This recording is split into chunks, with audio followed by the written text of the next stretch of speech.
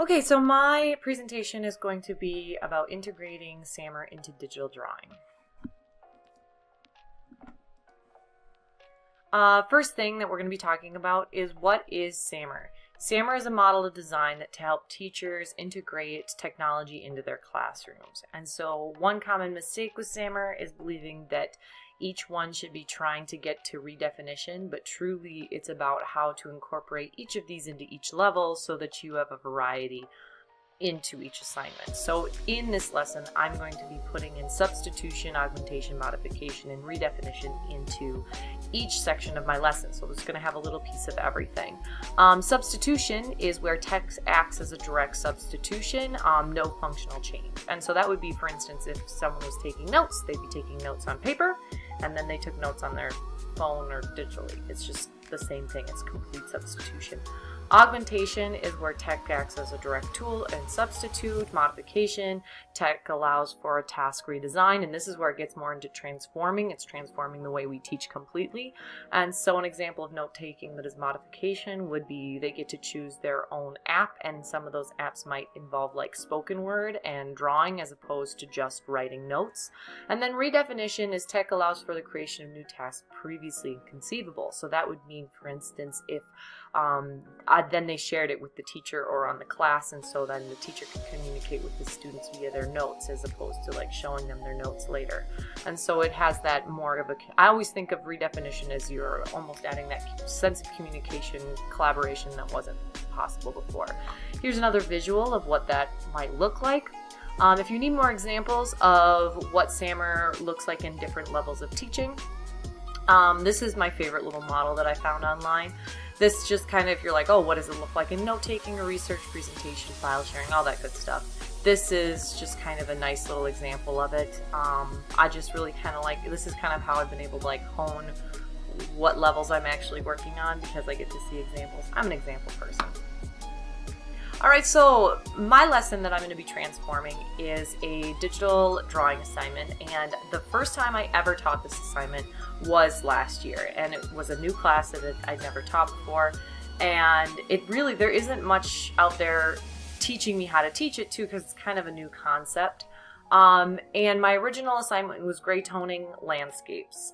So we were learning about a technique where you do the entire picture in gray tones. So you draw it out all like in blacks to whites, and then you go in and you add a layer of color over top of it so you don't have to shade with color. You're only shading with black and white, and you're using like a clear color as like a tinting. Where this comes from, it's actually a really old school painting technique. Back in like the Renaissance Da Vinci days, they would draw it all out in like a monochrome browns, and then they would go back in and then tint it with the paints and then add the layers and layers and layers on later. This was the first layer of a painting technique. This is also used in movies as well. Back when there was no color in movies, they used to actually hand paint on the gray film to give each movie color. An example where you might recognize it is in the original Star Wars. They didn't have color lightsabers, and so they actually went in and drew on the white and the colors of each lightsaber. All they had were these wooden sticks that they had to go in and hand paint them on later. So that is where they're from originally. The gray toning lesson, pretty much all there was I gave the lesson in Google Slides, and then I kind of gave a tutorial where we would kind of practice a few techniques one-on-one. Students would then go find landscapes they wanted to draw that were in the public domain or pictures they took, and then they would draw them out in gray, and then we would do another tutorial and I would show them how to layer the colors on. And then we'd finish them, have a discussion on the Google Classroom in person. So in-class critique. All of my lessons end with an in-class critique. So that was the original lesson. As in a kind of an example of what this looks like in what I'm kind of looking for, here is a video where someone's going in and kind of trying it out. So if you can see, she drew it out in gray, and then she slowly added color with many different layers and different techniques. And so we would be going through and learning how to do these. And this is just a video I often show to the students because this really shows just what the capabilities are of gray toning, and landscapes is a way easier way to start it than it is with people. So this is just kind of a more fun example of the possibilities. Now, this is a really great lesson. This is kind of how I learned how to digitally paint, and I kind of use this as a double lesson for myself because I thought it would go better than it did. It was a mixed bag of assignment experiences. Students really hated it. Some of them liked it and never used it again. But it should be something that's built on as a skill, and they should use it more in the future, and they just didn't. And so I realized I don't think I taught it well enough. And so when I was going through and thinking of what I could use SAMR for, this became like the perfect example, because this is such a good tool that they should use in the future, and artists use it all the time, that the fact that they didn't like it was like, this is my fault. So I decided to go in and completely redo the assignment. So first part of the assignment is I went in and I'll be doing my intro in Google Slides. It's just a really easy way to get my message out there. It is substitution. Instead of giving in my discussion like with a slideshow, I would be using Google Slides. And then the other thing that I can add to it is I'm going to be putting it on the Google Classroom afterwards so students can look at it later. But otherwise, it's almost completely substitution. The assignment will be broken down into 4 parts. Each part I'm going to kind of talk about a little bit later in more detail. So I'm going to just scan over this, but if you want to go back and look and see if I followed it, I have this at the beginning. For the assignment, students must create a Google Draw page for their research. It's where they're going to be collecting their images. The next one is students will be creating a landscape built up of pieces of other references or an original piece that they just made up by themselves. The big idea is how will they use grayscaling and gray toning to their advantage in their project. And then when they're thinking of an image, what is a place that they want to see? Now this might not be like a beautiful landscape. Some students really just love that dystopian look. I honestly am obsessed with alien landscapes, and sometimes those are dark and creepy. And so it doesn't have to be a happy place. It just has to be a place they like. And then turn this assignment in on the Google Classroom so we can discuss in class, which then becomes practice for their post into their student blog or portfolio that they're creating. So let's get into the assignment. So first of all, this is my rubric, and this is kind of my little plug for a fun tool that I found.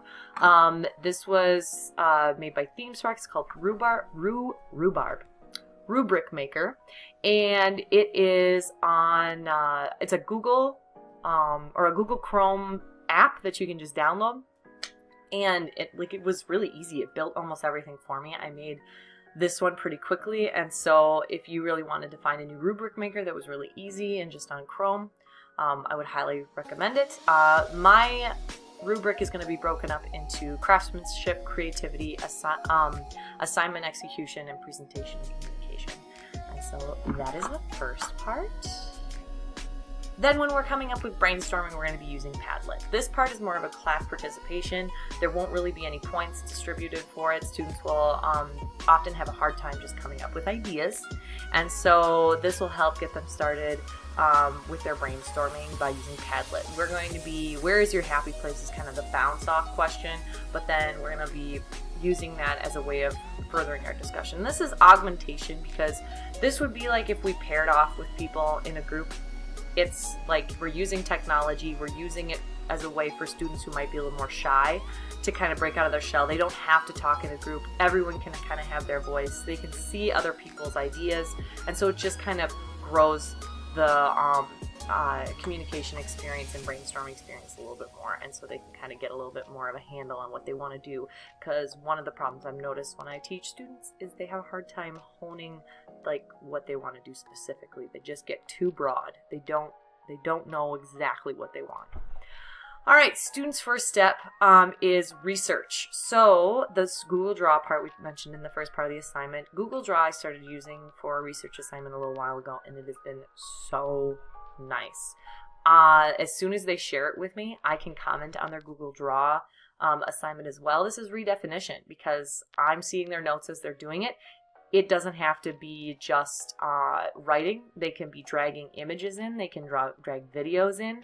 They can take recordings from, there's recordings on the computers, and they can drag in the recordings that they've made from either their vocal notes. And so those are all sorts of different things that you can use with them. If you're using iPads, there's also even more capabilities of using these. And so this has been they'll get a bunch of like prompts of things that they need to look for and stuff that is expected so I can grade it properly, but then really it's just a place for them to take notes and that I can see it as they're making them and figure out how I want to teach my lessons from then on out. Next is going to be the bulk. This is the meat of the assignment. This takes about 2 weeks. It's a lot of research-driven creation. So they'll be working, we'll meet up in class at the beginning of every class to kind of brainstorm what they're going to be doing for the day. I will be seeing what they need like little tutorials on. If I'm noticing, for instance, their rocks are all just terrible, I might just be like, okay, we're going to have a lesson on rocks right away. We'll get started, we'll apply it to it, and then we'll be moving on from there. And so you can see this little GIF kind of working through. This is actually really a good example of what kind of gray toning looks like. Notice how it kind of goes back and forth from grays, and then they add those colors in. And then I encourage students to look online to find tutorials of anything specifically that I did not talk about in class. And this is augmentation because this wouldn't have been possible before the ability to go out and research. But it could be redefinition if they're going and communicating with other artists. So I have a student who was really into communicating on Tumblr. And so she had like 5 artists that would just talk to her back and forth about ideas and drawing and stuff.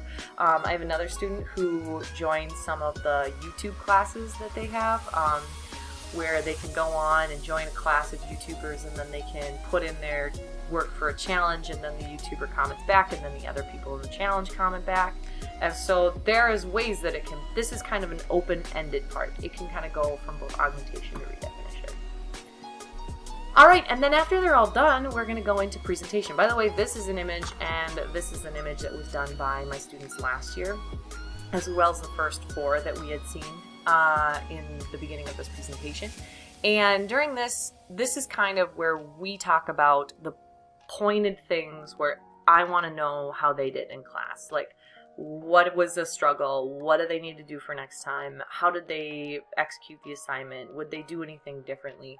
And so this is more of modification because students will be showing their work in class and talking in person, but then also there's that opportunity for them to go and comment on the Google Classroom. They can talk to their peers digitally, and then they're using this to prepare them for when they are going to be presenting online, which is for they're publishing their portfolios. So I give them the choice. I'll be giving them the choice of whatever kind of portfolio they want to do. Some students really are savvy with Instagram and they'll make their own account and completely do something else. Some really like Tumblr.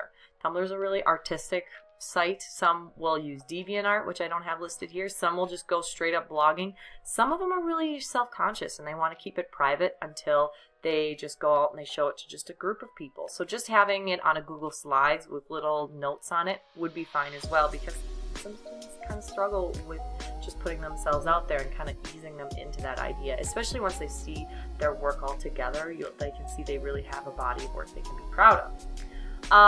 And then they can then each one will have to kind of talk about their stuff with a paragraph, and this is redefinition because this is creating an opportunity for students to share their artwork in a way that has never before been possible. Before social media, I had to call people on the phone to talk about this kind of stuff, and even that could probably even be considered a type of technology. So this is completely redefining it. And then also publishing for the teacher. They aren't the only one that it's doing a portfolio. In this case, it's like my teaching portfolio. And so I'll be posting my reflections on how the assignment went. I can compare it to last year's. Actually, all those pictures, I was able to find them because I have my reflection from last year. And I was able to see which assignment really needed the most work. And because of my reflections on my blog, I was able to see that this one really needed a lot of work. So then I can compare it. I can give my link to the one from last year. People can kind of pick and choose what they like about it. Parents can get a look into the classroom. Other teachers can shop through for their own assignments. If you want to see what that looks like, here's my blog link. And then redefinition is what this one is as well, because it's communicating with multiple people. By putting it up there, I don't have to specifically email parents. Parents can choose to go there, and I don't have to specifically email teachers. I'm cultivating my group of teachers that I know would want to see this kind of thing. So that would be another great reason. So how this lesson has changed. Before the lesson reached augmentation tops, we had maybe changed a few things with the way that we communicated about our art online. But other than that, it hadn't gone much further. This lesson has added more elements of communication and more checkpoints for students to make sure that they're doing the right thing. So that way they don't get so far along and then all of a sudden they realize, oh, I'm doing this wrong. I almost just want to give up than try and start over or change what I was doing. And I found that was kind of an issue that I'd have. Students would kind of just feel defeated, especially when you're doing something new like digital drawing. It's hard to like break into something and just see it go so poorly. And then they're able to experience publication.